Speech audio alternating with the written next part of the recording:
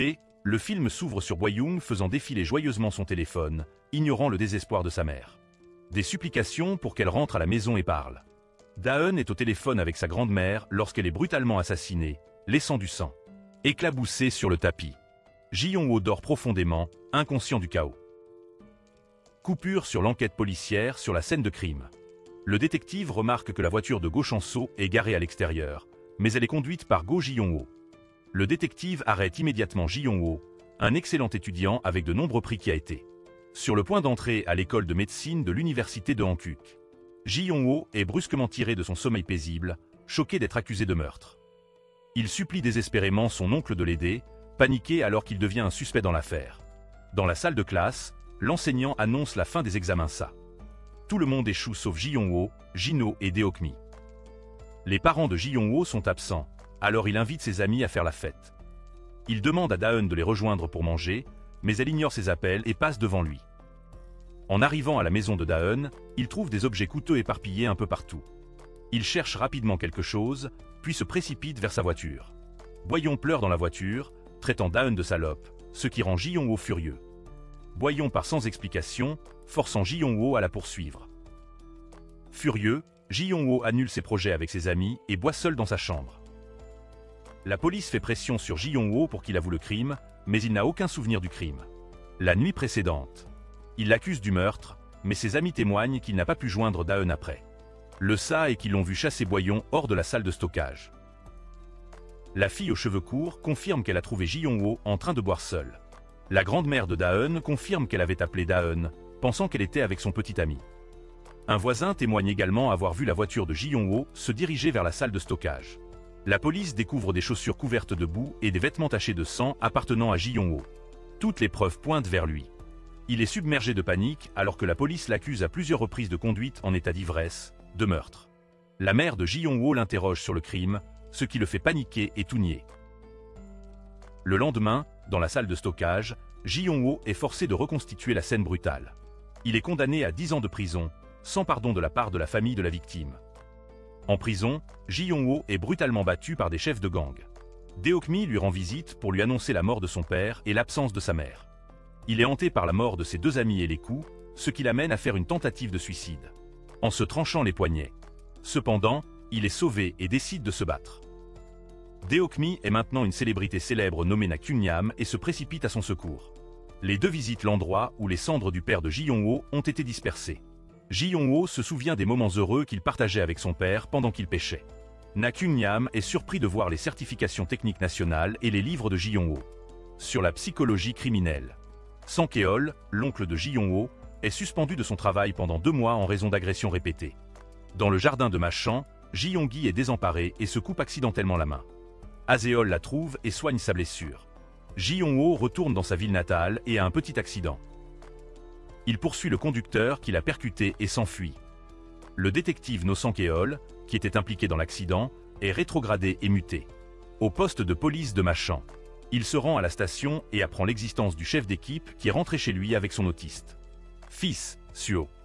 Ji-Yong-ho rentre chez lui et se sent nostalgique, se souvenant de son acceptation à l'université et de son première rencontre avec Ji-Yong-ho. En entrant dans la maison, Ji-Yong-ho est accueilli par la vue horrifiante du père de Da-eun. Maltraiter sa mère. Il entre, le cœur brisé, et appelle sa mère. Mais le père de Da-eun entre dans une frénésie, exigeant le retour du corps de sa fille. Ji-Yong-gi sort rapidement Ji-Yong-ho, lui disant de ne jamais revenir et refusant, pour le reconnaître comme son fils. Sur le chemin de la ville, Ji-Yong-ho rencontre un groupe de voyous qui intimide quelqu'un et s'avance pour aider. Il appelle la police et au cours de cette rencontre, il rencontre Sang-keol pour la 2e fois. Il se rend compte qu'il est policier. De retour chez elle, Ji-Yong-gi garde les événements dans son cœur, endurant silencieusement quand Azeol s'enquiert de son fils. Pendant ce temps, Ji-Yong-ho se sent submergé alors que les souvenirs du passé remontent à la surface. Au poste de police de Machon, l'agent Goutak conseille à Ji-Yong-ho de tendre la main s'il en a besoin. Aide. Il suggère à Ji-Yong-ho et à sa mère d'aller à Séoul et d'y commencer une nouvelle vie. De retour à la maison, Ji-Yong-ho a le cœur brisé d'entendre sa mère lui demander de partir. Il exprime son désir d'aller ailleurs avec elle, mais elle refuse. Ji-Yong-ho ne peut pas vivre sans sa mère, mais elle ne lui a pas rendu visite depuis 10 ans. Elle veut qu'il parte, même si elle meurt, pour ne jamais revenir. Le lendemain matin, Ji Yong-ho inspecte tristement sa maison et envoie un texto à Nakunom, lui disant « Il va à Séoul ». Soudain, Seo arrive et fait un dessin à Ji Yong-ho. Lorsque Ji Yong-ho l'ouvre, il voit la scène familière de la salle de stockage. Haseol enquête sur le fils de la propriétaire et est surpris de découvrir qu'il est la personne qui il a assassiné les deux étudiantes. Elle va trouver Seo pour lui parler de la personne terrifiante qu'elle a rencontrée aujourd'hui. Elle apprend également la raison pour laquelle l'homme alcoolique continue d'attaquer Ji Yong-gi. Choqué par l'information, Seo s'en va, laissant Haseol perplexe. Pendant ce temps, Ji Yong-gi se souvient de l'époque où son mari était encore en vie. Même s'il lui a conseillé de partir, elle a insisté pour rester afin de prouver l'innocence de son fils. Ji Yong-gi va au marché pour acheter des choses pour son fils, mais elle a l'impression que quelqu'un l'est.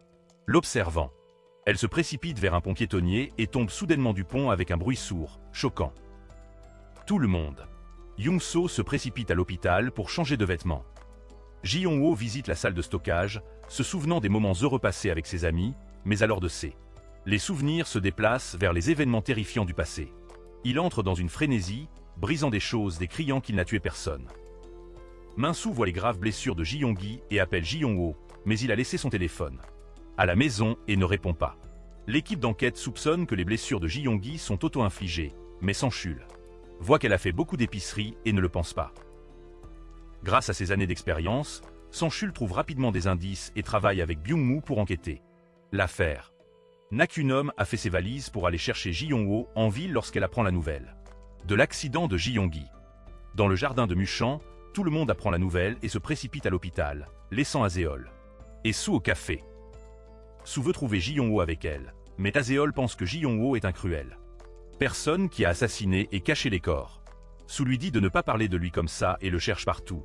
Mais je ne le trouve pas. Soo pense alors à la salle de stockage, et en effet, Ji Yong-ho est là. Haseol n'a pas de permis de conduire, alors elle emmène le meurtrier à l'hôpital. Au poste de police, tout le monde vérifie les images de sécurité du crime. Scène. À l'hôpital, Ji Yong-ho interroge anxieusement Min-soo sur l'état de sa mère. Le vieux couple à l'intérieur le critique silencieusement parce qu'il erre et a l'air effrayant. Ji Yong-ho s'approche d'eux, et le vieil homme le gronde, l'exhortant à quitter l'hôpital. En paix. Min-soo demande au couple de partir, alors il retourne au café, laissant Ji Yong-ho seul avec sa mère. L'équipe d'enquête a identifié un suspect, mais Byung-moo tente de dissimuler la vérité. Sort secrètement une clé USB. Sang-chul le voit et découvre que le suspect est son père. Min-soo dit à Ji Yong-ho que Ji Yong-gi a subi de graves blessures, rappelant lui du père de Boyon qui avait troublé sa mère.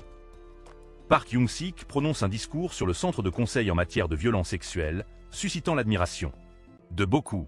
Il remercie également le chef de la police Gutak. Au jardin de Muchan, le père de Daeun vient boire un verre mais reste calme lorsqu'il entend à propos des blessures de Ji Yong-gi. Il appelle calmement ses copains de beuverie. Young-so sort du travail et prend le bus lorsqu'il rencontre Ji Yong-ho. Il est choqué lorsque Ji Yong-ho lui dit que sa mère est blessée et qu'il est sûr de trouver le coupable.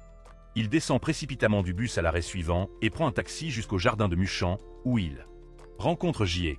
À l'intérieur, la femme est continuellement surprise car elle n'a jamais vu l'homme prendre un taxi avant. Haseol remarque de la boue sur les chaussures de l'homme et dit à Young-suk que tout le monde semble étrange aujourd'hui. Mais elle l'efface. Elle dit que parce que le fils de l'homme a commis un crime terrible, personne ne se soucie de Ji Yong-gi. Haseol se souvient soudain de l'apparence de Ji Yong-ho et dit que cet homme ne ressemble pas au auteur. Pendant ce temps, le chef examine les preuves et soupçonne Young-so, son ami, d'être l'auteur. Il rappelle à Edu de trouver plus de preuves. Nakunyam dit à Min-soo qu'elle fera de son mieux pour l'aider à sauver Ji Yong-gi. L'équipe de police est à la recherche du suspect, et Byung-moo dirige tout le monde vers le jardin. Là, Ji Yong-ho affronte les deux hommes ivres qui ont harcelé sa mère, qui est innocent. Il demande au père de Daeun où il était ce matin-là, mais il rejette la faute sur Ji Yong-ho. Le père de Daeun utilise une bouteille de vin pour frapper la tête de Ji Yong-ho, mais pas Ji Yong-ho. Abandonné et continuer à demander où il était. Les parents de Daeun voient la police arriver et partent rapidement. Byung-moo n'arrête pas de demander à son père où il était à 10h20 ce matin-là. La police l'emmène au commissariat pour l'interroger. Sang-chul interroge le suspect lorsque le chef l'appelle et lui ordonne d'arrêter parce que le suspect n'est qu'un témoin. Haseol mentionne Ji Yong-ho, ce qui provoque la colère de Soo et la chasse à la chasse. Soo retourne ensuite le dessin montrant une personne étranglant quelqu'un.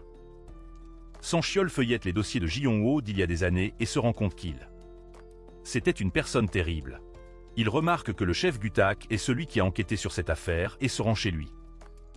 Ils se rencontrent devant la maison du chef et Sanchiol confronte Ji Yong-ho, accusant lui d'avoir tué les deux filles.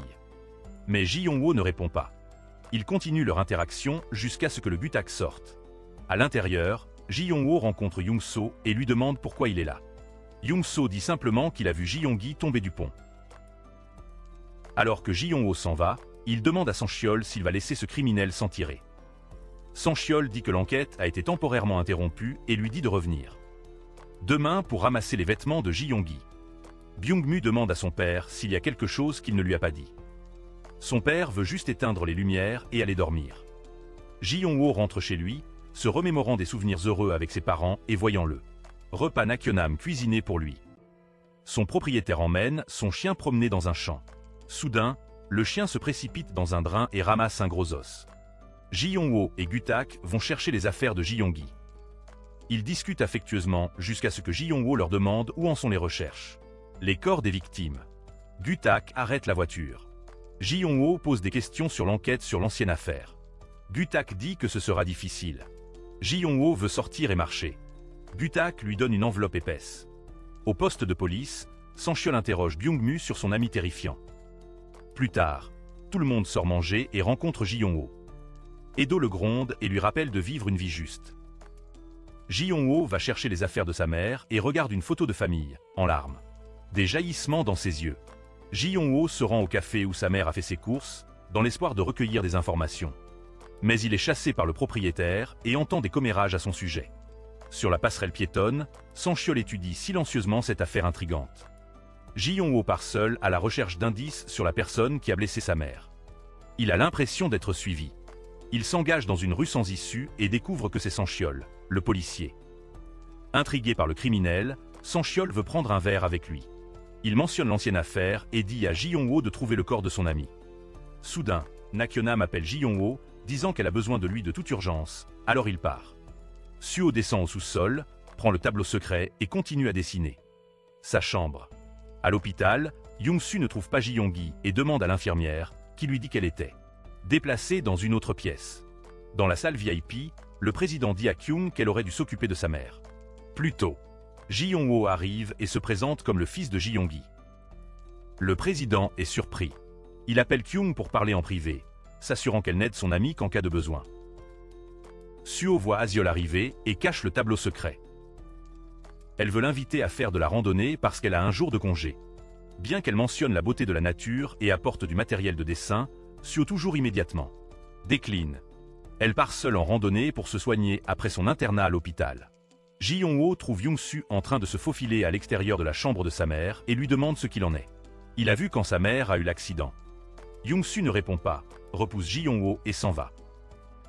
Ji Yong-ho le poursuit, mais Young-su le supplie seulement de partir. Asiol joue avec le chien du propriétaire du soleil quand elle voit un os étrange. Elle lui pose des questions à ce sujet et prend une photo. Sanchul suit un indice et apprend que Hye avait observé la victime et a passé un appel. Young-su prend rendez-vous avec son ami à la maison pour parler de quelque chose. Ji Yong-ho se rend dans l'ancienne maison de Boyon, se remémorant ses souvenirs passés. Il voit Young-su là-bas et soupçonne quelque chose. Deux policiers font semblant de souscrire une assurance auprès de Hye pour l'inciter à utiliser son téléphone et vérifier son historique d'appel. Sanchul voit qu'elle a contacté son mari et utilise une excuse pour partir. Young-su rencontre son ami et lui demande pourquoi Dong-min a poussé Ji Yong-gi, d'autant plus que le meurtrier. Il allait être libéré dans un jour. Dong-min le nie mais emballe ses vêtements après le départ de tout le monde. Au poste de police, Sanchul n'a qu'un seul indice sur l'itinéraire de Dong-min pour trouver le coupable. Ji Yong-ho voit Dong-min se faufiler et le suit, le trouvant en train d'enterrer les vêtements. Il portait ce jour-là. Ji Yong-ho lui dit de se venger de lui au lieu de Ji-hime. Juste au moment où Dong-min s'apprête à agir, la police arrive et l'arrête. Le chef apprend que le coupable de l'incident du pont a été retrouvé, et c'est son ami. Dehors, Young-su voit Ji Yong-ho s'éloigner. Aseol apporte un gros os et dit qu'elle est sûre qu'il s'agit d'un os humain trouvé dans le village. Ji Yong-ho lui demande de l'emmener à l'endroit où il a été trouvé. Pendant l'interrogatoire, Dong-min refuse d'avouer et veut seulement voir du Gutak. Sanchul lui dit que le chef est de retour à la maison. Lorsque le suspect appelle le chef, il rentre chez lui, impuissant. Sang-Chul apporte des appâts et de l'alcool à Dong-min. Dans le village de Yongsu, Ji-Yong-ho suit le tuyau de drainage pour retrouver ses deux amis. Au poste de police, Yi écrit et exige de savoir pourquoi Gu-tak a arrêté son mari. Dans la salle d'interrogatoire, Dong-min se confie à Sang-Chul au sujet de la disparition de sa fille. Dehors, les policiers prennent des notes et veulent aller fumer pour rester éveillés. Byung-mu les suit parce qu'il sait qu'ils partagent des informations importantes pendant leur pause. Yi boit pour oublier son chagrin car elle est seule dans sa famille. Dans la salle d'interrogatoire, tout le monde se concentre sur son travail lorsqu'il entend les désirs du suspect. Une cigarette. Comme ils le savent, il s'agit d'un moment crucial. Ji-Yong-ho marche seul près de l'oléoduc, ce qui inquiète Aseol. Elle lui demande s'il a tué les deux filles dans le passé. Ji-Yong-ho ne répond pas à la question de Taseol, mais il dit qu'il fera de son mieux pour réenquêter. L'ancienne affaire. En voyant Ji-Yong-ho jurer que s'il est vraiment le meurtrier, il est prêt à être puni. Encore une fois, Aseol décide de se joindre à lui pour chercher des indices. Pendant ce temps, Dong-min avoue qu'il se sentait dégoûté de voir Ji-Yong-gi acheter de la nourriture et des vêtements pour la personne qui a tué sa fille. C'est pourquoi il l'a attaqué. Ji-Yong-ho trouve un tas d'os et l'étiquette d'identification de Boyon, le laissant le cœur brisé. Il crie son nom de douleur. L'équipe de police est sur le point de célébrer leur capture et leurs aveux réussis lorsque Byung-mu reçoit un message de Aseol. Elle lui dit que Ji-Yong-ho a trouvé les corps des victimes de l'ancienne affaire. Sang-Keol entend cela et ordonne immédiatement à tout le monde de préparer son équipement et sa tête. Sur place, craignant que Ji-Yong-ho ne détruise les preuves. Le chef Gu-tak se prépare à partir pour les lieux, sans oublier de demander à la femme de ménage de lui rappeler Suo pour prendre ses médicaments à son réveil. Suo s'est réveillé et est parti. Yong-suk entend le message de Taseol sur la découverte des corps et le dit à Yi, qui est ivre. Et hors de là. Sang-Keol arrive sur les lieux, à la grande surprise de Taseol. Il bat Ji-Yong-ho, pensant qu'il est le meurtrier. Désespéré, Ji-Yong-ho supplie à Sang-Keol de trouver le nom du tueur qui avait assassiné son ami. La police est arrivée sur les lieux et a ramené l'homme et le témoin, Aseol, au station d'interrogatoire. Yi est venu pleurer sa fille et Gu-tak lui a également présenté ses excuses au nom de l'enquêteur. De l'affaire d'il y a des années, devant les journalistes. Yi ne put supporter le choc et s'évanouit. Sang-Keol et le personnage principal masculin sont entrés dans l'entrepôt pour l'aider à se souvenir de l'affaire d'il y a des années. Tandis que Byung-mu attendait dehors. À l'intérieur, Ji-Yong-ho a avoué qu'il mourrait après avoir trouvé le tueur, mais Sang-Keol. Il a vu son entêtement et l'a frappé quelques fois de plus. Ji-Yong-ho avait beaucoup confiance en Sang-Keol, alors il lui a tout dit sur le combat. Ce jour-là, mais même son ami, Byung-mu, doutait de lui. La scène s'est déplacée au poste de police où le témoin était interrogé lorsqu'Edu. Elle est entrée et a déchaîné sa colère sur le personnage principal masculin. À l'hôpital, Nakyom lisait un livre à côté de Madame Ji-Yume lorsque Min-so en fut informée. Qu'ils ont trouvé le corps de Boyon. Elle s'est immédiatement levée et a voulu trouver le personnage principal masculin en utilisant l'emplacement de son téléphone. Pendant ce temps, l'homme principal, dans sa voiture, pensait à son père et à la dernière chance de le retrouver. Le tueur d'il y a des années et blanchir son nom.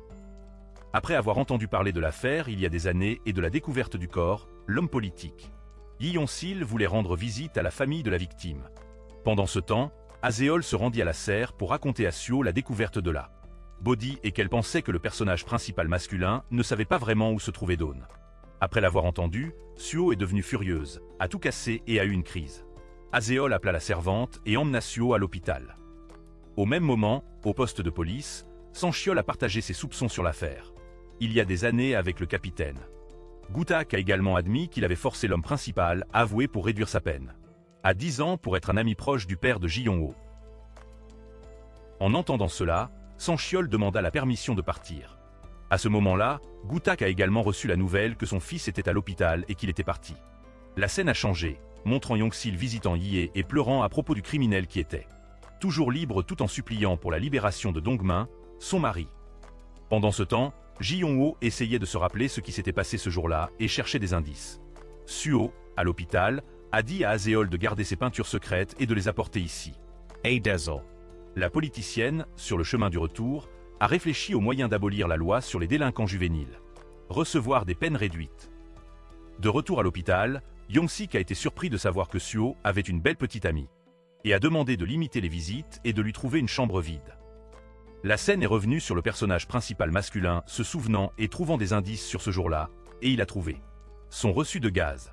À la serre, après avoir entendu cela, la femme de chambre a trouvé d'étranges peintures dessinées par ses propres enfants. Le propriétaire a pris un congé pendant un certain temps parce que Suo avait été hospitalisé. L'homme principal s'est rendu à la station-service pour s'enquérir d'un client d'il y a 10 ans, qui rendit le propriétaire furieux et le chassa. Kyom est également venu ici et voulait aller à Séoul avec le personnage principal masculin pour commencer une nouvelle vie. Mais Ji Yong-ho voulait rester pour trouver le corps de Daeun. Même si Kyom l'a supplié, le personnage principal masculin a insisté pour trouver la personne qu'il était dans le passé. Lorsque le Kyom a été refusé, il s'est souvenu de la première fois qu'il a rencontré le personnage principal masculin et qu'il a eu un coup de cœur secret pour lui. La scène a de nouveau changé, montrant Hye, qui n'a pas pu sauver son mari, pourchassant tout le monde. Sorti et arrachant avec colère son badge de politicienne. Pendant ce temps, Goo-tak a brûlé toutes les peintures dessinées par son fils et est rentré chez lui pour rencontrer Aseol à la recherche de quelque chose. Quand Goo-tak lui a demandé la raison, elle a menti et a dit qu'elle cherchait des livres à apporter à l'hôpital, gardant son secret avec Suo. Il lui a également dit d'éviter temporairement de rendre visite à son fils jusqu'à ce qu'il soit complètement rétabli. La scène s'est déplacée vers l'acceptation de l'offre d'un réalisateur de jouer dans un film d'amour et la narration. Lui sur la personne qu'il aime, le tueur de l'ancienne affaire. À l'hôpital, Kyung-sik réconfortait Yojin, mais après avoir salué un invité, il a reçu un message d'un numéro inconnu disant qu'il avait tué quelqu'un pendant 11 ans.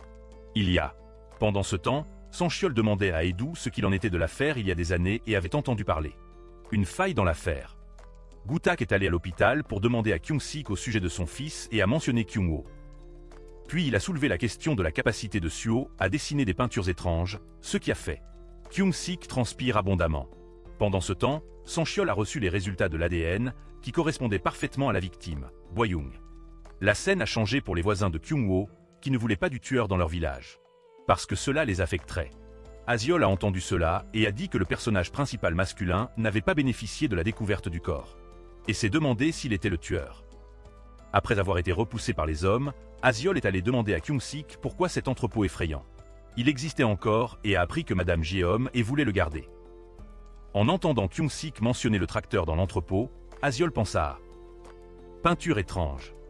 Du poste de police, Hye a entendu que son mari avait avoué intentionnellement tuer quelqu'un. Elle est rentrée chez elle comme un fantôme. Pendant ce temps, Min-su était en congé et a reçu un appel de Kyung-ho l'invitant à sa maison. La scène a basculé vers Kyung-sik, qui s'inquiétait que l'étranger connaisse son secret, quand sa femme l'a convoqué à une réunion. À la morgue, Sancheol a entendu que la victime avait tout sauf ses sous-vêtements, ce qui lui a fait soupçonner une agression sexuelle. Dans le jardin de Mushin, les voisins de Kyung-ho sont allés chez lui pour le chasser. Heureusement, Min-su est arrivé juste à temps pour les arrêter. Dans l'auditorium, la politicienne ne cessait de voir son mari se comporter étrangement, et Kyung-sik.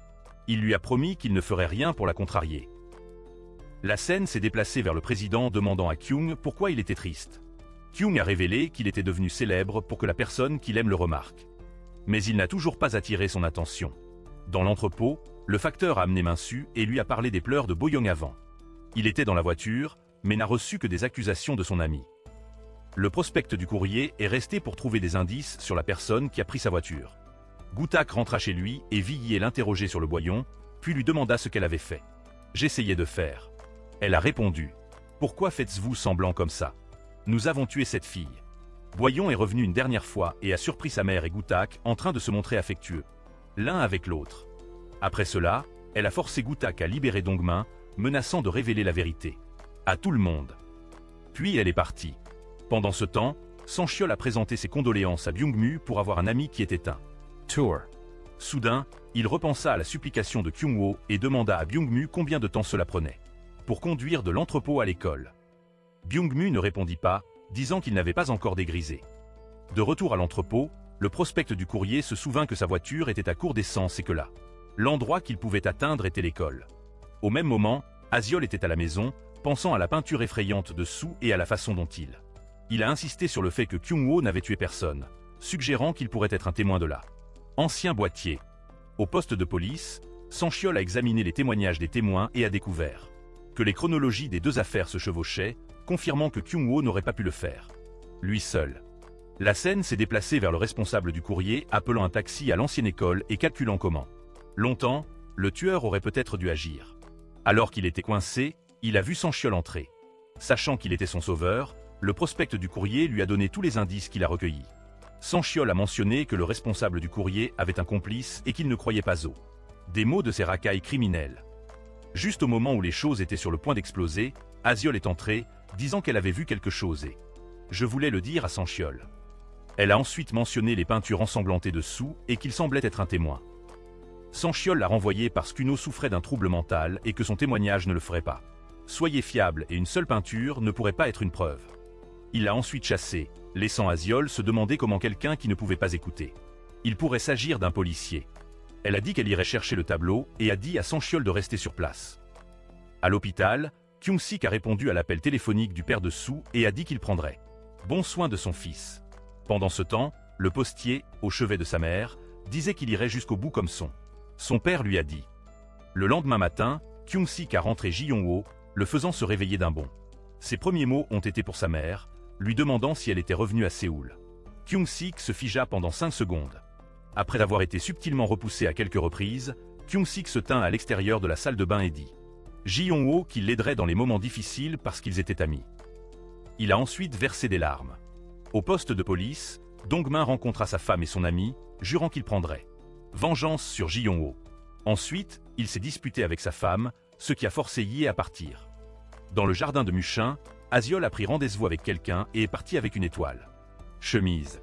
Là, elle rencontra Goutak, qui vint dire à son ami qu'il regrettait de ne pas l'avoir fait. Trouver le corps de Boyon, même s'il était à proximité.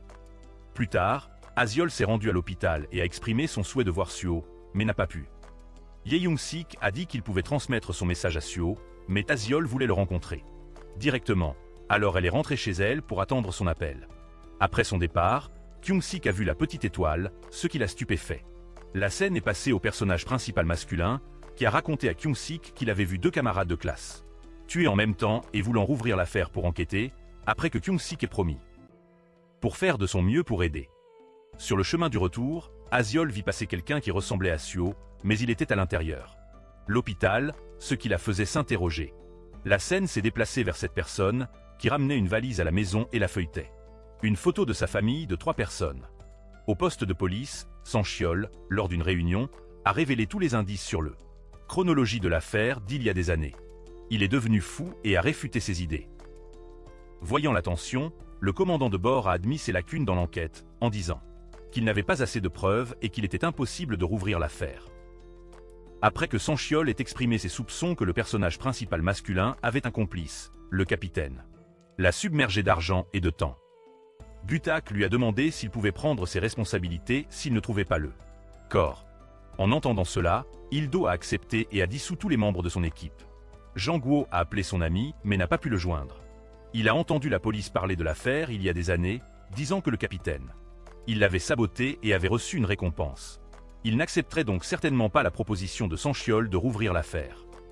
Après avoir entendu cela, Jang-woo entra et supplia Goutak, lui demandant de rouvrir l'affaire pour le bien des âmes de Da-eun et Boyoung. Goutak lui a dit de venir dans son bureau et de parler. Le personnage principal masculin a interrogé Goutak, disant qu'il avait souffert pendant des années à cause des accusations et pourrait être tué à tout moment. Jang-woo a déclaré qu'il ne pouvait vivre heureux qu'en sachant pourquoi ses 2 amis avaient été assassinés. Puis il a demandé où se trouvait Goutak pendant son interrogatoire et quand il était au crime. Goutak lui demanda s'il le soupçonnait d'avoir fait de son neveu un criminel à cause d'un tort. Enquête. Jang-woo a dit non, et Goutak l'a interrogé à plusieurs reprises s'il pensait que la police conspirait pour faire de Jang-woo un criminel. Il lui a rappelé que purger sa peine ne signifiait pas que son crime était effacé. Entendant Goutak dire qu'il ferait n'importe quoi pour l'aider, en tant qu'ami proche de son père, Jang-woo fut déçu et parti. Plus tard, il a reçu un message disant qu'il s'agissait du dernier avertissement et exigeant qu'il relaxe Dong-min. Entre-temps, Sanchiol a entendu que son collègue refusait d'enquêter sur l'affaire parce que le chef de la police était contre. Puis il a reçu un appel de son beau-père, qui lui a dit de ne pas assister à la commémoration de sa femme. Service, ajoutant à son chagrin. Dans son bureau, le capitaine a visionné les images de l'interrogatoire de Dong-min et l'a vu boire alcool. Il a demandé avec colère et doux. Plus tard, Goutak a appelé Ye, disant qu'il ne pouvait pas croire ce qu'il avait fait pour elle. Au poste de police, Dong-min a été relâché et a immédiatement appelé son ami pour trouver le chasseur d'oiseaux, disant que quelque chose se passait. Madame Yong-suk a vu son mari à la recherche du chasseur d'oiseaux tard dans la nuit et l'a interrogé. Lui, lorsqu'elle lui a demandé si elle pouvait démissionner, il a simplement dit que c'était le souhait de Gutak. La scène s'est déplacée vers Dongmin, disant à son ami qu'il avait besoin de trouver quelque chose pour. Occupez-vous du Jianho. Pendant ce temps, le personnage principal masculin est allé trouver Sanchiol pour parler de la réouverture de l'affaire. Entendre Sanchiol dire qu'il croyait que Jianho n'était pas à l'école, mais qu'il avait certainement un complice, le personnage principal masculin l'a supplié d'attraper le complice pour découvrir ce qui s'était passé. Après avoir entendu l'histoire de Jianho sur la façon dont Daeun avait une autre personne avec elle la dernière fois. Le temps qu'ils se sont rencontrés et comment elle n'a jamais revu sa petite amie le jour de l'incident, Sanchiol. Je lui ai dit de rentrer chez lui et de se reposer. La politicienne a dîné avec Yong-sik et a remarqué que son mari semblait malheureux. Elle lui a demandé ce qui n'allait pas. Il a dit qu'il était inquiet de la maladie de Suo, mais qu'il était de meilleure humeur après avoir vu son femme. Après le départ de son mari, Yong-sik a vu un message et l'a ouvert. On pouvait y lire. « Pourquoi m'as-tu tué il y a 11 ans ?» Elle a été choquée et a rapidement caché son téléphone. Quand elle s'est retournée, elle a vu son mari parler à une fille.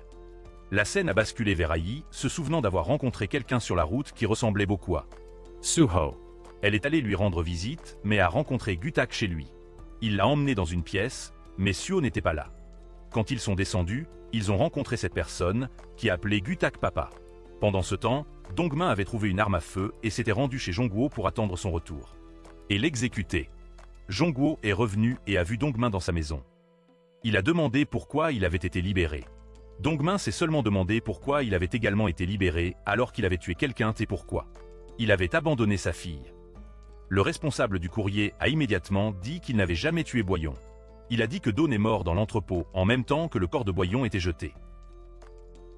À moins qu'il n'ait appris à faire le jeu de course Naruto, il n'y avait aucune chance que cela puisse arriver. Ensuite, Jongguo demanda à la personne en face de lui ce qu'il avait fait ce jour-là. Boyon a eu une vie difficile et a toujours eu peur de son père. Dongmin se sentit méfiant et trembla, pointant l'arme sur Jongguo. Sanchul vient d'arriver et entend le coup de feu à l'intérieur de la maison. Il s'est avéré que Dongmin n'avait pas le courage et avait un peu de foi en Jongguo. Alors il ne lui a pas tiré dessus. Entendant Sanchul s'approcher, Dongmin frappa Jongguo avec la crosse du pistolet et s'enfuit alors que, aussi vite qu'il le pouvait. Après avoir pansé la blessure de Jongguo, le policier lui a reproché d'être si imprudent. Après un moment de délibération, Sanchul décida d'y rester. Même s'il était un criminel, la vie de Jongguo était en danger, et le policier. Je ne pouvais pas simplement le quitter. Jongguo ne pouvait que permettre impuissant à Sanchul de faire ce qu'il voulait. Pendant ce temps, Azeol rencontra le frère aîné de Suo et dut admirer à quel point ils se ressemblaient. Alors qu'elle partait, Gutak demanda à Jino pourquoi il était de retour. Il a dit que son père avait dit que ce serait trop demandé pour que son fils revienne dans 10 ans. Gutak était furieux et voulait battre Jino, mais il s'est rapidement calmé. Je lui ai dit de partir demain. Avant de partir, Gutak a rappelé à son fils de ne pas penser à rencontrer Jongguo. De l'autre côté, la politicienne a découvert d'étranges messages sur le téléphone de son mari. Je lui ai demandé à ce sujet.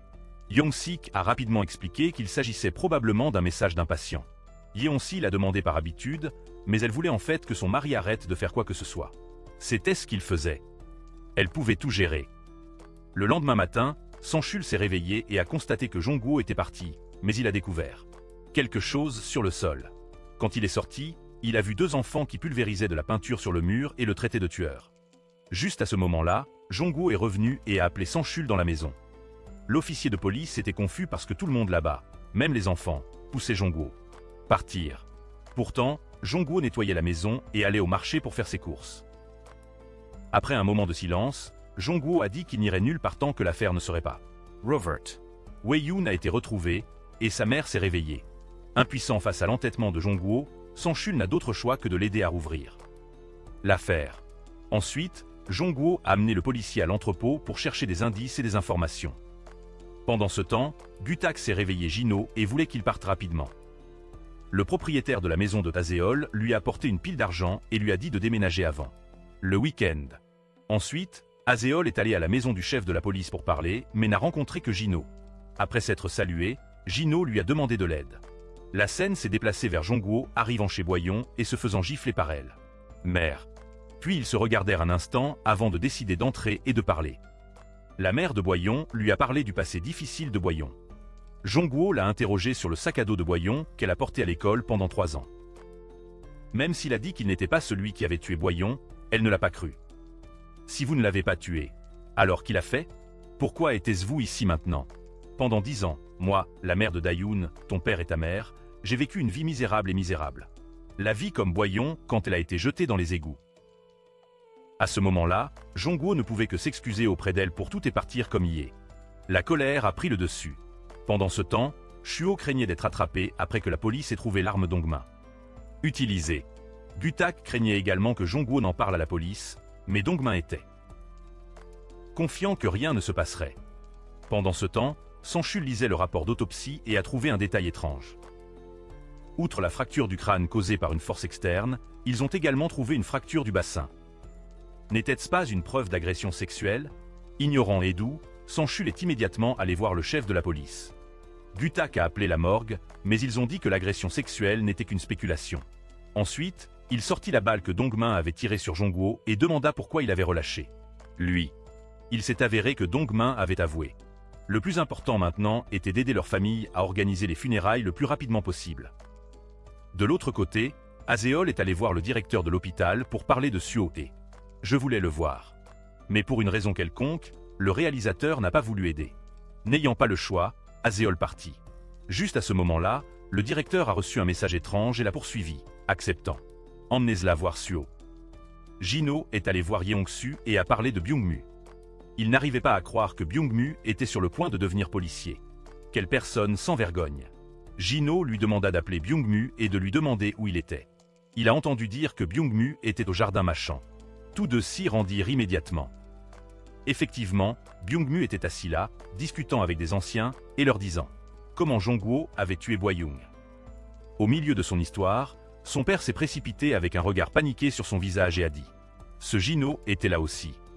Ceux qui ont vu Jino avaient l'air inquiets et effrayés, comme s'ils avaient peur qu'il ne révèle un secret. Heureusement, il était ivre et a juste marmonné des bêtises avant de partir.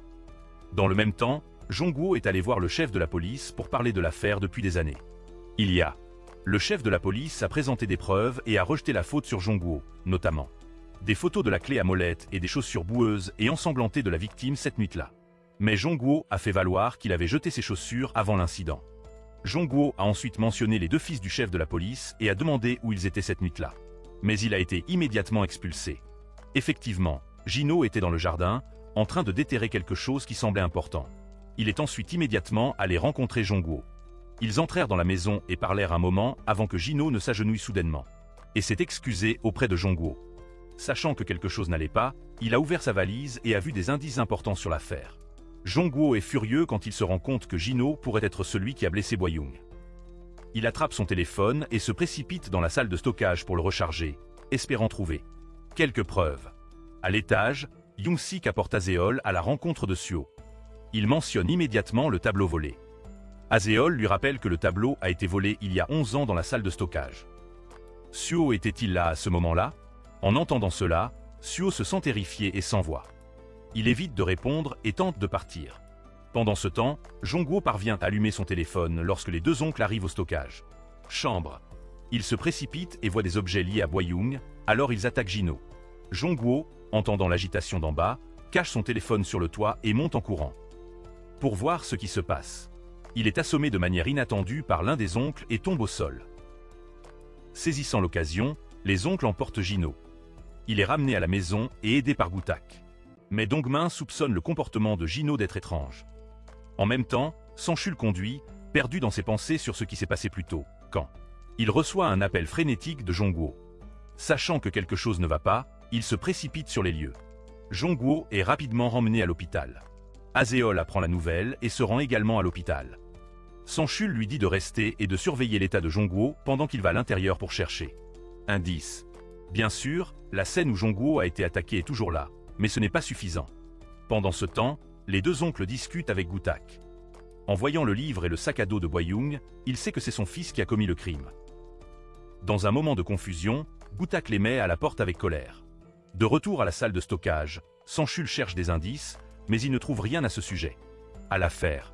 Il reste assis là jusqu'à l'aube lorsqu'il remarque quelque chose d'inhabituel sur le toit. Il l'ouvre et trouve le téléphone, une preuve cruciale. Jino se réveille de son état inconscient et descend pour rencontrer son père. Il regrette d'avoir fait aller Jong-woo en prison pour lui il y a toutes ces années. Maintenant, Jin-ho veut se rendre et avouer tous les crimes qu'il a commis contre Boyoung. Gu-tak, cependant, ne veut rien avoir à faire avec cela et essaie de l'arrêter. Frustré, Gu-tak enferme son fils dans une petite pièce jusqu'à ce qu'il soit d'accord. Sang-chul ouvre le téléphone et voit un enregistrement vidéo de la rencontre du groupe de des années en arrière. Ils parlaient tous joyeusement de leurs rêves pendant 10 ans plus tard. Tout le monde a son propre souhait, sauf Jin-ho. Jong-woo rentre chez lui et trouve Sang-chul avec le téléphone. Sang-chul gronde Jong-woo, lui demandant pourquoi il a dû endurer une décennie de prison à cause d'eux. Ses amis. Pas un seul d'entre eux ne lui a rendu visite pendant cette période. Jong-woo, cependant, veut s'occuper des choses lui-même et chasse Sang-chul. À ce moment-là, il voit un livre sur l'étagère avec une écriture étrange. Il l'attrape et se précipite pour le montrer à Sang-chul. À l'intérieur, il trouve une preuve cruciale, les sous-vêtements de Boyoung. Il y a des années, il y avait un pourcentage élevé de victimes avec des sous-vêtements manquants, mais c'était jamais retrouvé. Le fait que Jin-ho ait donné ce livre à Jong-woo le rend indéniable. Pendant ce temps, Gu-tak arrive et veut parler à Jong-woo. Les deux trouvent un moyen de refuser sa demande et de le renvoyer pour éviter l'apprentissage du Gu-tak. Plus d'informations sur l'affaire. Au même moment, Byung-mu et Min-su dorment lorsqu'ils reçoivent un appel de Jong-woo. Il les informe qu'il a trouvé le sac de Boyoung. Ils ont peur de se faire prendre, mais décident d'agir normalement et de faire semblant de ne pas savoir. Rien.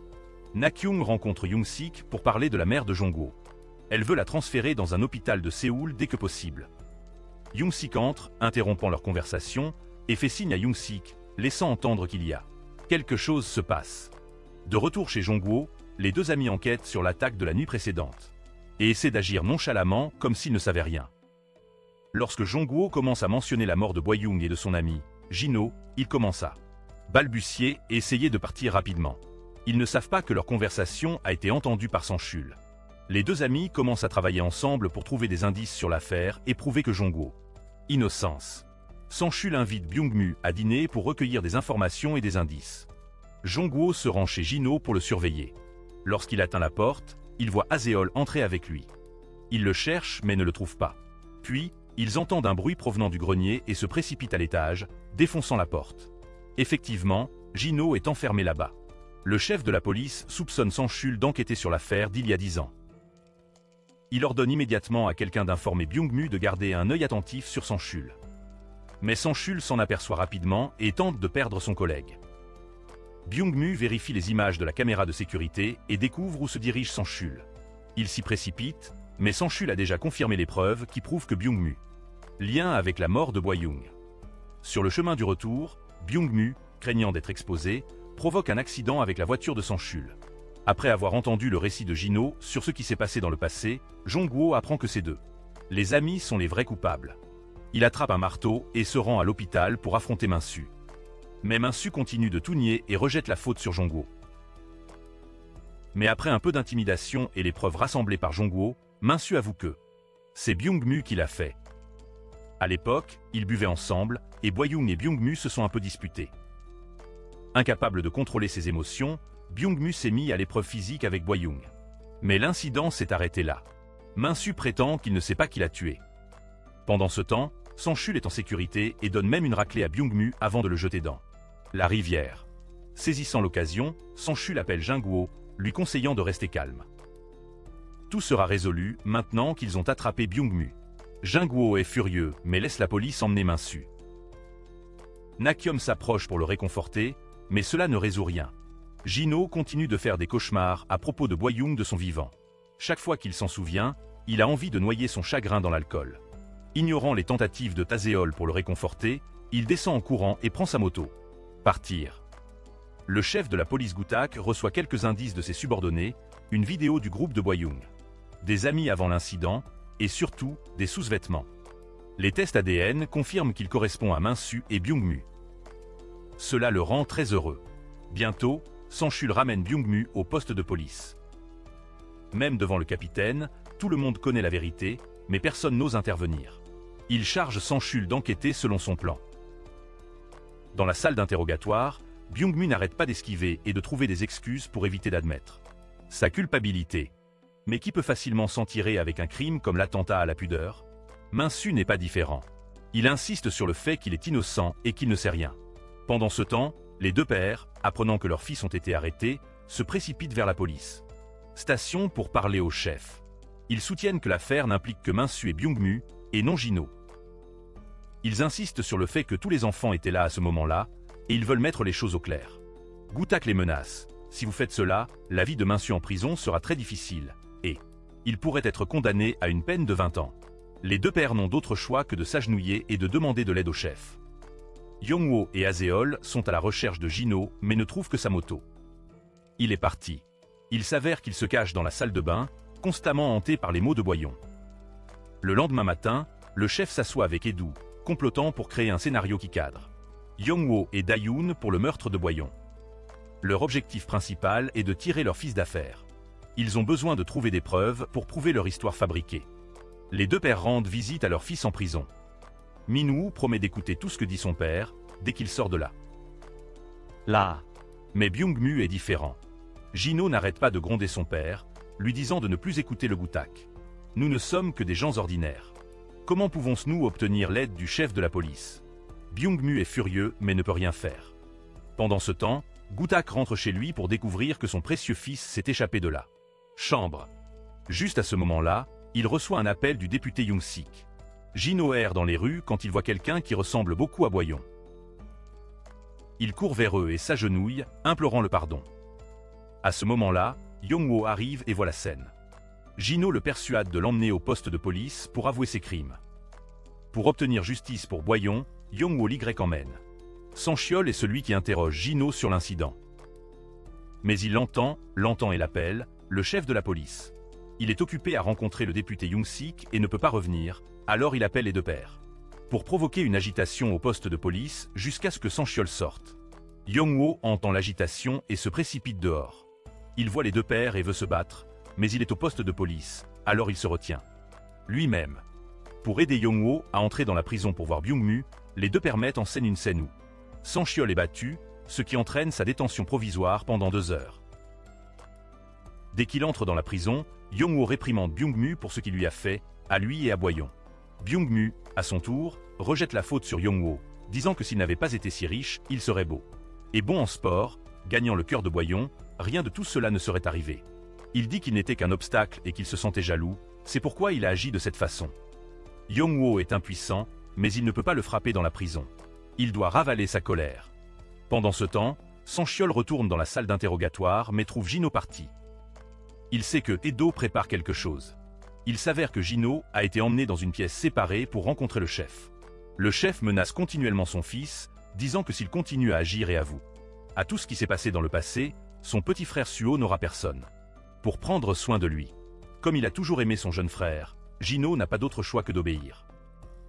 Lorsqu'il retourne dans la salle d'interrogatoire, Sanchiol lui pose des questions sur l'affaire depuis des années. Se souvenant des paroles de son père, Jin-ho prétend qu'il est rentré chez lui pour prendre plus d'alcool, et quand il est revenu, tout le monde était parti. Il n'y avait qu'une flaque de sang et les sous-vêtements de Boyon. Sanchiol sait que le chef l'a menacé, mais il est subordonné et ne peut que rire. C'est parti. Yong-woo apprend que Jin-ho a menti et saisit l'occasion comme son temporaire. La détention est terminée pour le rencontrer et lui demander ce qui s'est passé. Jin-ho refuse de parler et s'en va. Yong-woo le poursuit, mais il est renversé par une voiture. Voyant cela, Jin-ho est impuissant. Il appelle son père et lui dit qu'il est dans la salle de stockage. Sachant que quelque chose ne va pas, le père s'y précipite pour trouver son fils sans vie. Nakyom rend visite aux parents de Boyon pour leur annoncer que Min-su et Byung-mu ont été arrêtés pour attentat à la pudeur et la cause de la mort de Boyon. En entendant cela, ils sont furieux et se rendent immédiatement à la maison de Chodu et Yinsu pour les confronter. Les deux hommes s'agenouillent et demandent pardon, promettant de payer une grosse somme d'argent en compensation. Mais les parents de Boyon ne se soucient plus des choses matérielles. Ils veulent juste que le meurtrier de leur fille soit traduit en justice. Aseol, entendant cela, se sent dégoûtée. Juste à ce moment-là, elle reçoit un appel lui disant que Yong-woo est à l'hôpital. Les parents de Boyon se rendent au poste de police pour demander justice pour leur fille, mais se heurtent à Hee-do. Il affirme que leur fille a volontairement eu des relations sexuelles avec eux et que ce n'était pas le cas. Viol commis par Min-su et Byung-mu. Il blâme même Yong-woo, le qualifiant de meurtrier. Au même moment, le corps de Jin-ho est en train d'être préparé pour l'enterrement. Gu-tak voit cela et se sent impuissant. Il rentre chez lui en voiture et lit la lettre de suicide de son fils. Il dit que la mort de Boyon a été entièrement causée par Min-soo et Byung-mu et Jin-ho-ad. Rien à voir avec ça. Le chef de la police se précipite à la prison pour interroger Byung-mu sur l'incident survenu il y a des années. Il dit que lorsque Jin-ho est revenu après avoir consommé plus d'alcool, il a vu Boyon brutalement violée. Incapable de supporter l'humiliation, elle a couru dehors et est tombée, entraînant sa mort. Jin-ho essaya d'appeler à l'aide, mais Byung-mu l'arrêta. De retour dans la réalité, Gu-tak lit la lettre de son fils et découvre que le chef était au courant. L'incident tout au long de l'incident l'a pourtant caché. Le lendemain matin, Min-soo et Byung-mu sont relâchés faute de preuves concrètes. Sang-keol les avertit d'attendre car ils seront bientôt de retour. À partir de ce jour, il continue à chercher des indices dans des affaires passées pour trouver des preuves. Pour charger les deux méchants. Yong-ho, après avoir repris conscience, appelle Sang-keol pour lui demander où se trouve Jin-ho. Ne voulant pas affecter la santé actuelle de Yong-ho, Sang-keol ne révèle la vérité que. Ils se rencontrent. Puis, il lui dit que Jin-ho est mort. Min-soo et Byung-mu se disputent pour savoir s'ils doivent assister aux funérailles de Jin-ho. L'un ne veut plus rien avoir à faire avec ça, tandis que l'autre veut lui rendre hommage. À leur ami. Ils n'arrivent pas à se mettre d'accord et finissent par se battre. Au même moment, Young-sik et beaucoup d'autres arrivent aux funérailles pour rendre hommage à Jin-ho. Ensuite, elle se rend dans une pièce privée pour parler au chef de la police. Young-sik suggère qu'il y a eu de nombreux cas récents liés au machin. Elle se demande s'il n'y a pas un fantôme invisible qui les hante. Elle raconte une histoire d'il y a 11 ans, alors qu'ils étaient dans un petit restaurant et qu'ils parlaient. Des choses que Gu-tak avait vues, mais qu'il avait refusé de rapporter. Il lui a promis qu'il ferait n'importe quoi pour une promotion. Maintenant, Gu-tak doit l'accompagner à un endroit dans quelques jours. Pendant ce temps, Sang-keol continue de travailler jour et nuit pour essayer de trouver des indices qui correspondent. L'affaire. Yong-ho l'aide. Ils s'assoient ensemble, réfléchissant sérieusement à lier les chronologies. Yong-ho se rend compte que ses trois amis ne savaient pas conduire, mais que le corps de Boyon était transporté loin de la scène de crime en voiture. C'est une autre question qui doit être étudiée. Le chef de la police appelle Min-soo à la voiture et le menace, disant qu'il doit le dire. La vérité pour que ses parents puissent vivre en paix. Cependant, il doit admettre que c'est Byung-mu qui a tout orchestré. Le lendemain matin, Min-soo se rend à Sang-keol pour se confesser. Les parents de Boyon se disputent à la maison au sujet de leur fille. Il s'avère que Dong-min a utilisé la mort de Boyon pour son propre profit. Sa mère tente de l'arrêter mais est battue. Pendant ce temps, Byung-mu rentre chez lui et est arrêté par de nombreux policiers pour avoir le réseau de viol. Celui qui a révélé la vérité n'est autre que Min-soo. Son père est impuissant, regardant son fils se faire arrêter. Il court ensuite à la maison de Min-soo pour demander justice, mais cela ne sert à rien. Yong-ho se rend chez Nakyom pour lui demander la nuit de l'incident. Elle hésite et dit qu'elle n'a rien à voir avec ça. À l'époque, Byung-mu l'a menacée avec de vilaines photos d'elle et l'a fait chanter pour qu'elle le fasse. Chose. Yong-ho part après avoir entendu cela, mais il se souvient de ce que Byung-mu a dit lorsqu'il a été arrêté. Sang-keol se rend au bureau de Tae-doo pour parler. Il présente une clé USB contenant la déclaration de Yong-ho d'il y a 10 ans sur l'affaire. Il mentionne un accident de voiture, mais le coupable est encore inconnu. Le visage de Tae-doo pâlit. Il trouve une excuse pour se débarrasser du Sang-keol. Il appelle Yong-ho pour enquêter sur l'accident de voiture car cela pourrait être un indice crucial. Pendant ce temps, Aseol dîne avec Min-soo. Elle pose des questions sur l'accident qui est arrivé à Yong-ho il y a des années. Il réagit avec colère et s'en va, allant même jusqu'à insulter Aseol. Yong-ho arrive et tente d'arrêter la dispute, mais Min-soo croit toujours que Yong-ho est celui qui a violé Da-yoon. Plus tard, les deux discutent de ce qui s'est passé. Min-soo semble effrayé, ce qui déroute Yong-ho. Le lendemain matin, les deux se retrouvent à l'hôpital où Suho séjourne. D'après les dessins qu'il fait sur son téléphone, deux personnages ressemblent à Min-soo et Byung-mu. Une autre personne portant un sweat à capuche pourrait être Nakyom. Nakyom se rend à Sang-keol et demande la permission de parler avec Byung-mu. Dès qu'ils se rencontrent, ils se remémorent le passé. Il y a 11 ans, Nakyom est arrivé juste au moment de la mort de Boyon. Les choses sont allées bien au-delà de l'imagination de tout le monde. Pour protéger sa vie et la sécurité de sa famille, Nakyom élabore un plan pour les aider à résoudre le problème. Tout. De retour dans le présent, Byung-mu menace Nakyom de trouver un moyen de le faire sortir de prison, sinon il le fera révéler tout. Mais Nakyom n'a pas peur et le menace en retour. Quand elle voit Sang-keol regarder, elle fait semblant d'être faible et utilise des larmes de crocodile pour tromper la police. Pendant ce temps, Yong-ho et Aseol distribuent des tracts pour trouver des témoins de l'accident de voiture. d'il y a 11 ans. Edu, accompagné de la police, voit cela et devient furieux. Il veut que les tracts soient retirés immédiatement. Mais Young-woo refuse et se dispute avec lui avant de finalement partir. Ils ignorent Edu et continuent à distribuer les tracts. Sang-keol les invite dans un restaurant voisin pour discuter. Chacun d'entre eux a sa propre tâche. Young-woo rentrera chez lui pour chercher le contrat de voiture de cette année-là, tandis que Sang-keol ira à la casse pour trouver la voiture impliquée dans l'accident. Pendant ce temps, Young-soo va voir son fils et promet de le faire sortir par tous les moyens nécessaires. Puis, il rend visite au chef de la police et exige la libération de Byung-mu, menaçant de révéler la vérité sur ce qui s'est passé ce jour-là. L'histoire remonte à 11 ans. Les vieillards boivent ensemble. Dongmin, ivre, n'arrête pas de se moquer du Gutak, ce qui conduit à une dispute et à une bagarre. Dongmin part à cause de son ivresse, ne laissant que 3 hommes derrière lui. Les enfants, pendant ce temps, essaient de cacher le corps de Boyon pour éviter de se faire prendre. Jino, chargé de nettoyer, voit son téléphone, son sac à dos et ses sous-vêtements. Il les cache dans son sac à dos et appelle son père à l'aide. En quelques minutes, les 3 pères arrivent, chassent les enfants et commencent à s'occuper de la situation. Gutak veut prendre les choses en main pour que tout soit propre parce qu'il ne veut pas perdre la sienne. Position. Mais les gens ordinaires ne peuvent pas menacer les hauts fonctionnaires.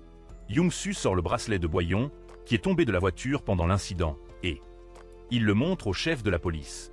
Sang-keol se rend à la casse pour trouver la voiture qui a causé l'accident, mais il n'y arrive pas.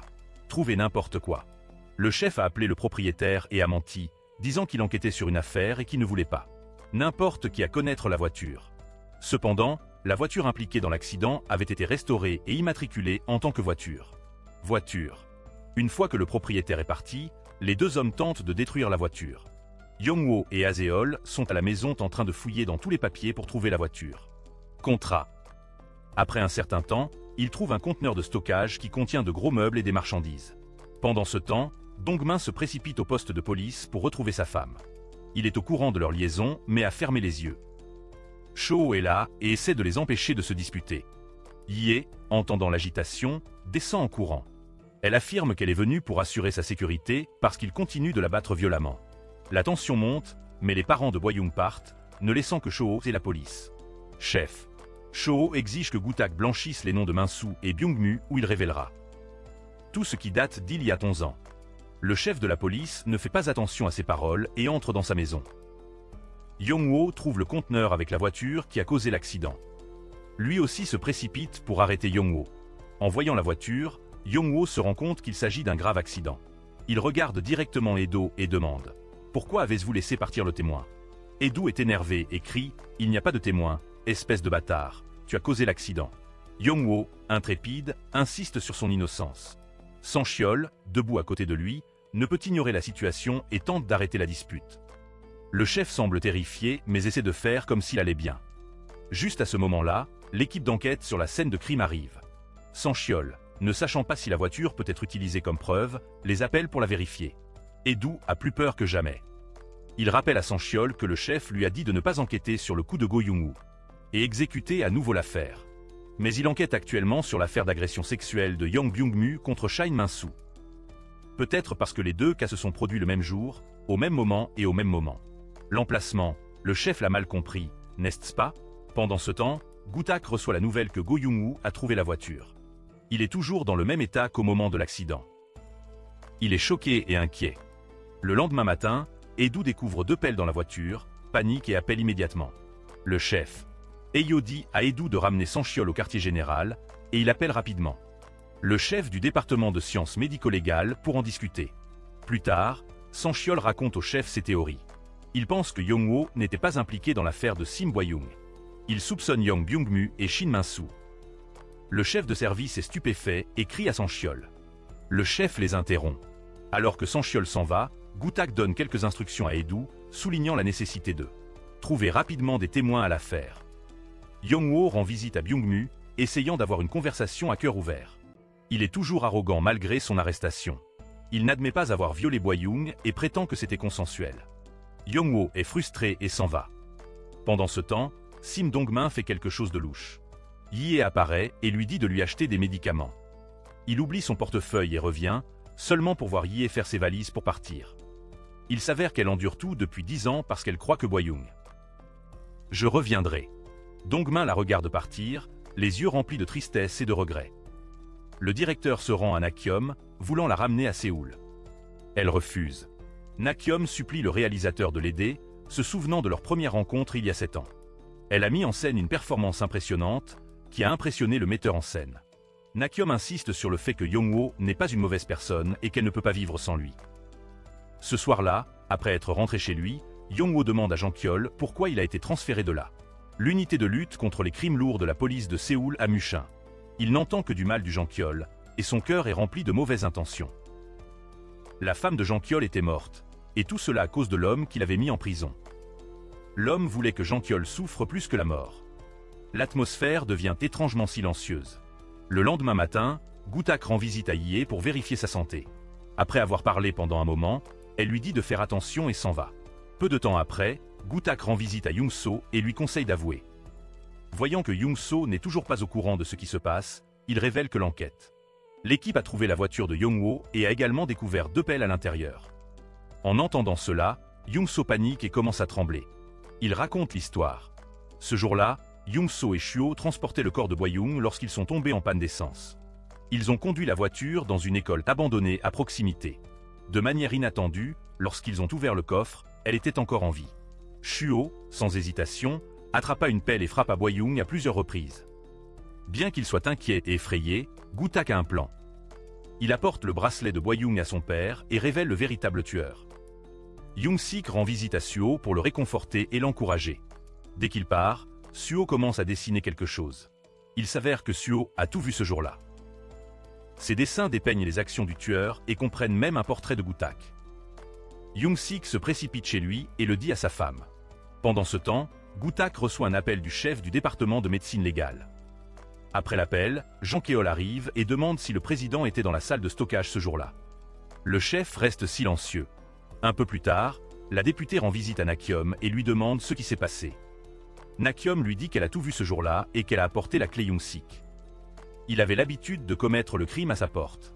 La députée se demande pourquoi elle ne l'a pas signalé à la police. Nakyom dit simplement que c'était pour Jang-woo. Elle n'aurait jamais pensé que Nakyom aurait un amour aussi profond. Pendant ce temps, Dongmin, comme un fou, se rend chez Cho et pointe une arme sur lui. Il l'accuse de ce qu'il a fait à sa fille.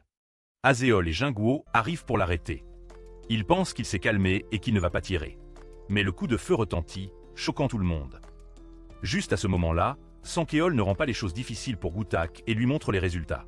De la recherche d'empreintes digitales. Il révèle qu'il appartient au Chozo. Dès qu'il a fini, ils reçoivent un rapport sur un meurtre dans le jardin de Mushin. Au même moment, Goo-tak reçoit un message qui le fait sourire sournoisement. Jang-woo fait de son mieux pour sauver l'oncle mais n'y parvient pas. Plus tard, la police arrive sur les lieux. D'après le récit de Taseol, ils se rendent à la maison de Dongmin. Il a peur et appelle rapidement Goo-tak, lui demandant d'entrer seul dans la maison. Les deux se font face et commencent à parler. Goo-tak lui demande pourquoi il a fait ça à Cho. Il a tué Boyoung. Goo-tak essaie de réconforter Dongmin, mais il semble avoir perdu la tête. Il pointe une arme sur Goo-tak et exige qu'il dise la vérité. Sang-keol, quant à lui, réussit à entrer par la porte de derrière. Goo-tak demande calmement. « Que est-ce que j'ai fait pour que tu me traites comme ça? Ai-je payé les frais de scolarité de Boyoung? Lui ai-je acheté un uniforme quand elle a commencé l'école? L'ai-je emmené en excursion? Était-ce vous en train de devenir fou parce que j'ai fait tout cela pour elle au lieu de son père ?» En entendant ces paroles, Dongmin, en tant que père, devient faible et tombe à genoux en pleurant. Plus tard, dans la salle d'interrogatoire, Sang-keol demande à Dongmin comment il savait qui avait tué sa fille. Young-so a dit qu'il était là et qu'il en a été témoin. Cho nous a tous appelés au jardin Mushin. Nous étions tous là depuis longtemps, donc je ne pouvais pas le soupçonner. Après la mort de Boyoung, Cho, Young-so et Goo-tak s'y sont rendus pour boire ensemble. Il dit à Sang-keol que Goo-tak ne pouvait pas être promu parce qu'il travaillait avec des criminels. Ils buvaient donc toujours ensemble. Maintenant, Dongmin n'a plus rien à dire. Il veut juste que Sang-keol ajoute ce qu'il a fait à GM et à ses charges. Dans la cellule de prison, Young-so et Byung-mu parlent. Un peu plus tard, Byung-mu va à Minsu pour parler. De retour dans la salle d'interrogatoire, Sang-keol entend une histoire fascinante de Young-so. Mais il s'en fiche. Il demande qui était au jardin Mushin ce soir-là. Young-so essaie de cacher le fait que Goo-tak était là. Young-so lui raconte les événements de la journée. Sang-keol est confus et ne sait pas quoi faire ensuite. Juste à ce moment-là, Gutak entre et Sankeol lui demande où il était lors de l'incident. Le chef de la police dit que l'ancien inspecteur principal Lee Isik l'a appelé au centre-ville. Le lendemain matin, Gutak se tient devant la caméra, annonçant la récente fusillade. L'auteur des Dongmin. Il soupçonna son ami proche d'avoir tué la fille de Boyong et se vengea après leur dispute. Il admet que Young-woo a été accusé à tort il y a 11 ans et s'excuse auprès de tout le monde. Pendant ce temps, Sankeol demande à Jae-yong d'enquêter pour savoir si la victime, Park Dae-yoon, avait des amis ou parents à Séoul. La députée, après y avoir réfléchi, décide de rencontrer Gutak. Elle lui montre le dessin que Suho a fait. Gutak ne semble pas inquiet. Incapable de maîtriser la situation, ils décident de travailler ensemble pour gérer cela. Gutak rencontre Edu et lui demande de démissionner. Il dit « Fais ça et je m'occuperai de tout ». Sankeol installe une application de suivi sur le téléphone de Young-woo et lui dit de toujours la garder avec lui. Une fois que tout est fait, Sankeol commence à tout analyser pour Young-woo.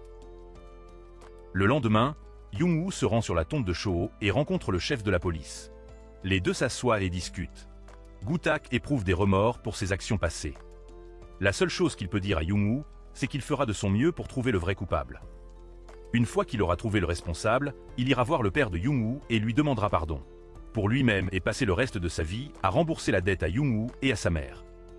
Pendant ce temps, Sankeol rencontre la grand-mère de Dae-yoon et lui fait écouter un enregistrement. Non, c'est une voix complètement différente. C'est une voix profonde et chaleureuse, comme la voix d'un professeur. En entendant cela, Sankeol informe immédiatement Young-woo. Il soupçonne la personne d'être plus âgée que Dae-yoon, peut-être un oncle. Suho est ramené à la maison et parle avec son père. Les images de la salle de stockage apparaissent dans son esprit. Le lendemain matin, Byung-mu est emmené pour une enquête plus approfondie, ce qui rend Young-su anxieux et agité. Pendant ce temps, Sankeol va voir Edu et lui demande pourquoi il a fait ça à Young-woo. La grande-mère de Dae-yoon a dit que c'était la voix d'une personne âgée. Edu trébuche, blâmant d'abord Young-woo, puis disant que c'est Young-woo qui l'a causé. Sankeol lui demande avec colère qui lui a ordonné. Edu se souvient qu'il ne voulait pas faire cela, mais sous la manipulation fiscale Gu, il avait pas d'autre choix que de créer de fausses preuves pour piéger Young-woo. Il pense qu'il n'est qu'un rat de laboratoire qui travaille dur. Cependant, il refuse de révéler le cerveau. Avant de partir, il dit à Sankeol d'enquêter attentivement et de se sentir libre de l'arrêter à tout moment. Il veut. Sankeol hurle de desespoir. Lorsqu'il sort de sa voiture, il trouve un morceau de papier dans son sac, énumérant les chronologies de chaque événement de cette année-là.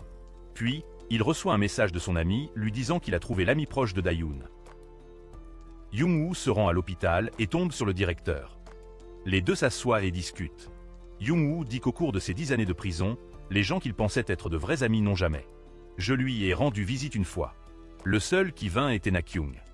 Elle lui a rendu visite pendant sa souffrance en prison, lorsque son père est décédé, et quand il a été libéré. Elle était la seule à ses côtés. Le réalisateur lui demande s'il l'aime. Non, dit-elle, furieuse que Young-woo n'ait pas de sentiment pour elle. Au poste de police, Young-woo rencontre Young-so. Il s'excuse seulement auprès de Young-woo et le supplie d'écrire une pétition pour Byung-mu. Lee Bearer. Face à ses supplications, Young-woo dit simplement « J'avais aussi un père qui m'aimait avant de faire demi-tour et de partir. » Young-woo rentre chez lui et regarde le portrait de son père, rempli de tristesse. « Papa, ils ne sont plus mes amis. » Vous le savez, n'est-ce pas? Tu me manques. Le soir, Sankeol s'apprête à allumer une cigarette lorsqu'il voit une jeune fille se faire kidnapper. Il la poursuit, et après un moment, il finit par l'attraper. À sa grande surprise, la fille est l'amie de Dae-yoon, celle qu'il cherchait. Il l'interroge immédiatement sur le passé. Pendant ce temps, la députée est agacée que son plan d'enlèvement de l'amie de Dae-yoon ait échoué. Et gronde son mari. Na-kyung, quant à elle, repense à ses années d'école et se dit que Young-woo doit lui revenir, tout comme il y a 10 ans. Sans hésiter, elle appelle Young-woo, disant qu'elle a des preuves et lui dit de venir immédiatement. Young-woo se souvient que Byung-mu a mentionné Deokmi comme le cerveau et un tas d'autres. Des choses, le faisant hésiter. Cependant, il va quand même voir Na-kyung et lui pose des questions sur l'incident dans la salle de stockage. Ce jour-là. Bien sûr, elle sait tout parce que Na-kyung a tout vu. Ses paroles sincères sont enfin révélées.